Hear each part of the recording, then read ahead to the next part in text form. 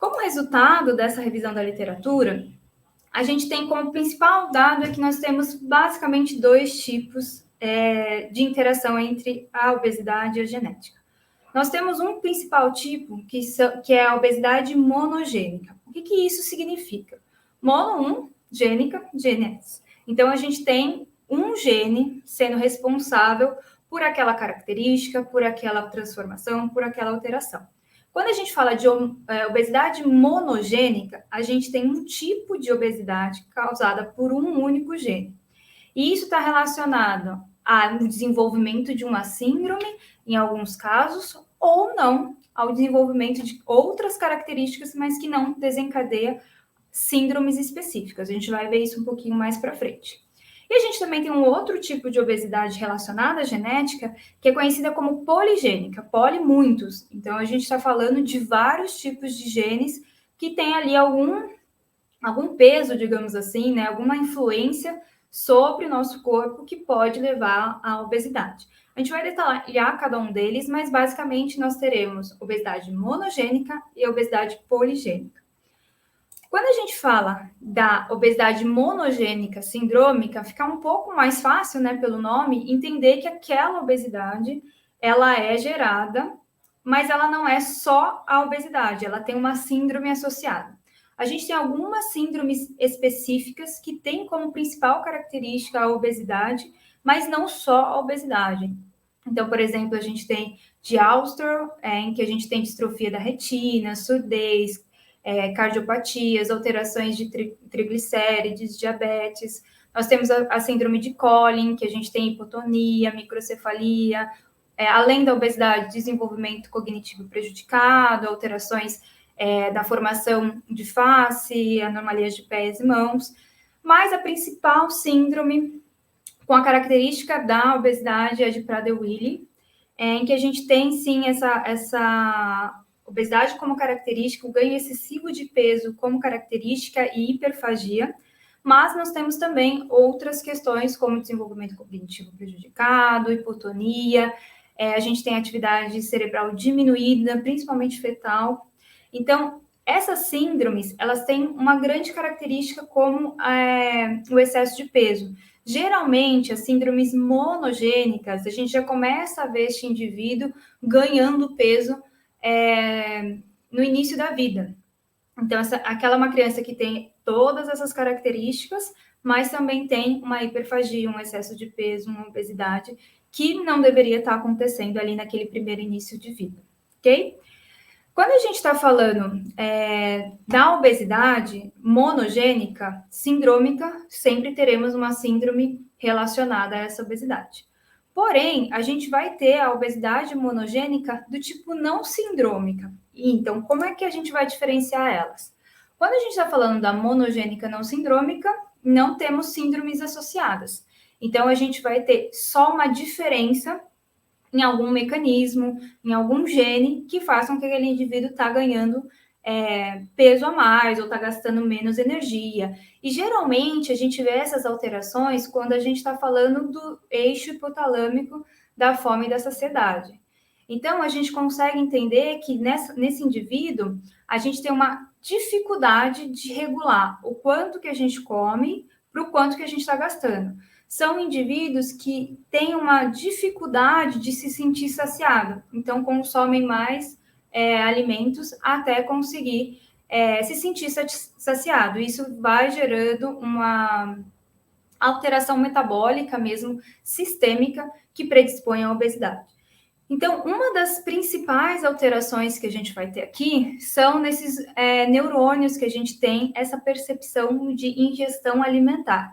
Sejam esses neurônios presentes no núcleo arqueado ou no núcleo paraventricular. E a consequência disso é que a gente pode ter, por exemplo, uma resistência aos hormônios que fazem com que a gente não coma mais, por exemplo, leptina e insulina, e tenha uma resposta exagerada, por exemplo, a hormônios que fazem com que a gente coma mais. Então, por exemplo, a grelina. Então, esse é uma das vias, digamos assim, que estão um pouquinho alteradas nessas pessoas que têm obesidade monogênica. É só nessa via? Não, a gente tem uma série de outras vias que podem também ter algum gene, algum tipo de modificação, quando a gente está falando do DNA que faz com que aquela proteína seja traduzida, seja utilizada, enfim. Então, ali a gente tem um problema que pode levar a um maior risco de desenvolvimento da obesidade monogênica do tipo não sindrômica. Qual que é a principal característica que a gente vê aqui? São crianças, bebês ou crianças muito novinhas que têm uma hiperfagia. O que é isso? Elas comem descontroladamente. Só crianças? Não. Bebês, eles mamam descontroladamente. E, geralmente, eles têm um fenótipo bem específico, um excesso de peso muito diferente do que uma criança que não tem essas características. Então, fica até visualmente mais fácil a gente observar. Significa que todas as crianças que têm um excesso de peso têm obesidade monogênica? Não. Mas é importante que a gente tenha isso em mente para que a gente possa avaliar. Porque, às vezes, não é um excesso de alimentação que está sendo fornecido pelos pais. É um problema, uma desregulação metabólica que já está acontecendo naquela criança logo no primeiro ano de vida. Então, algumas das vias que a gente pode citar por exemplo, da leptina. Então, a gente tem alterações em leptina no receptor de leptina, então façam com que aquela criança tenha essa hiperfagia, incapacidade de se sentir saciada, obesidade precoce. Existem alterações também na produção hormonal, então o próprio crescimento dessa criança fica alterado.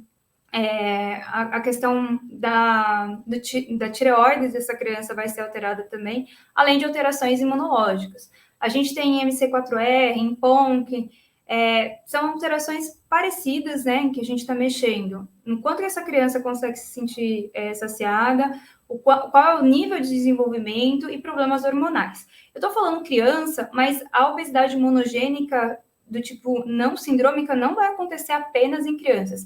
É que ela já começa a ser mais facilmente identificada quando a gente está falando desse público. Mas a gente também tem isso em adultos, afinal de contas, as crianças vão aí envelhecer. E aí a gente chega no nosso último tipo, né, digamos assim, de obesidade poligênica. E quando a gente fala em obesidade poligênica, a gente está falando de muitos genes. E quando a gente fala de incidência, a gente está falando da maior porcentagem quando a gente está falando de obesidade poligênica, perdão. Quando a gente fala de monogênica, seja sindrômica, seja não sindrômica, mais ou menos 5% da concentração total de obesidade pode estar relacionada com essa questão monogênica. Quando a gente está falando de poligênica, a gente está falando de 90%, 95%. Por quê? Porque cada um dos genes vai contribuir com um pouquinho de efeito sobre nosso ganho de peso, a nossa dificuldade de queimar calorias, a nossa dificuldade de se sentir saciado, a nossa concentração de metabolização daquele consumo. Então, são várias vias metabólicas, várias vias que são importantes para manter o nosso organismo na homeostase, ou seja, na normalidade dele, com bom funcionamento, que podem estar afetados. Então, aqui, eu até acho que está um pouquinho difícil de ver, mas aqui são alguns dos muitos genes que já foram associados com a obesidade. E esses genes, eles podem contribuir de uma maneira pequena. Então, é como se eu tivesse vários genes alterados, cada um deles contribuindo com 0,1%, no final, se eu tenho muitos, eu posso ter 5% a mais de chance, 6% a mais de chance, porque eu estou, cada um deles, contribuindo com um pouquinho. Essa conta, ela não é assim, tive um gene, tenho 1%, tive um gene, tenho 0,1%. Alguns desses genes, eles já foram associados com a obesidade, com o desenvolvimento da obesidade, mas a gente ainda nem sabe direito o que eles fazem, ou como que eles interagem com outras modificações, ou como eles podem interagir com intervenções como dieta, atividade física, medicação e também a cirurgia bariátrica, por exemplo. Então, quando a gente está falando de relação entre obesidade e a genética, a gente vai ter esses dois braços. A obesidade monogênica, que vai ser um pouco mais rara, mas que vai ser importante da gente sinalizar, principalmente para a identificação precoce, para o direcionamento mais rápido de possíveis estratégias de prevenção. Mas a gente vai ter também, por outro lado, a obesidade poligênica, que vai ter a maior concentração, digamos assim, de influência sobre o nosso peso corporal, vai ser a maior parte dos casos que a gente vai verificar, mas a gente ainda não tem um direcionamento de linha de cuidado específica. Cada um vai ter um gene diferentemente alterado, e isso pode levar também à necessidade de personalização dessas intervenções, sejam intervenções nutricionais, de atividade física ou de outras terapêuticas. Para ficar um pouco mais, acho que visual que eu estou falando, a gente tem vários genes aqui que podem influenciar, por exemplo, no aumento do índice de massa corporal, da gordura corporal como um todo, ou né, na manifestação da obesidade grave. Então, a gente tem uma série de genes que estão exemplificados aqui, e o que a gente pode ver é que esses genes aqui, eles tanto vão influenciar o índice de massa corporal, quanto a gordura corporal total, quanto o desenvolvimento de obesidade grave. Em contrapartida, a gente tem alguns outros genes que vão influenciar, estar associado a apenas uma dessas manifestações.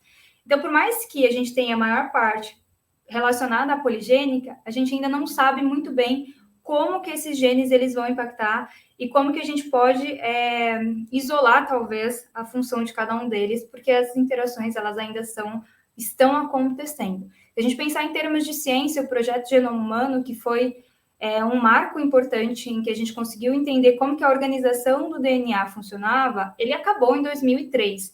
Então, em termos de ciência, isso foi ontem, e a gente está tentando entender o que vem por aí, com os mecanismos finos que isso precisa ser colocado para a gente poder utilizar essas informações.